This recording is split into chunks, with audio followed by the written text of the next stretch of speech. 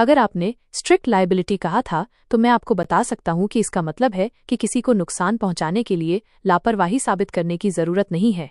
इसके बजाय अगर किसी को नुकसान हुआ है और यह साबित हो जाता है कि यह किसी खास व्यक्ति या संगठन की वजह से हुआ है तो उन्हें इसके लिए जिम्मेदार ठहराया जा सकता है, भले ही वे जानबूझकर ऐसा न किया हो। रिलायंस बनाम लेक्चर केस में स्ट्रिक्ट लायबिलिटी का सीधा सीधा रोल नहीं था।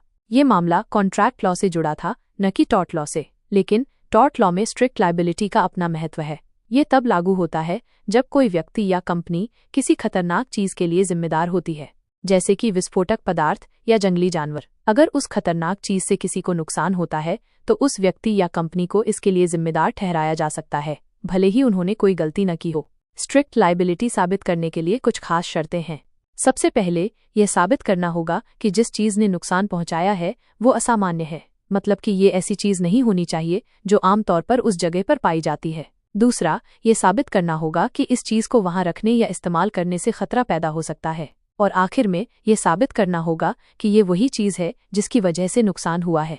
रिलायंस बनाम लेक्चर केस में स्ट्रिक्ट लायबिलिटी का सीधा सीधा रोल नहीं था क्योंकि ये कॉन्ट्रैक्ट लॉ से जुड़ा मामला था, लेकिन ये वही शर्तें हैं जो आमतौर पर किसी भी स्ट्रिक्ट लायबिलिटी केस में जरूरी होती हैं। भारत में स्ट्रिक्ट लायबिलिटी को सीधे तौर पर नहीं अपनाया गया है। इसके बजाय हमारे पास एक अलग सिद्धांत है जिसे एब्सोल्यूट लायबिलिटी कहते हैं।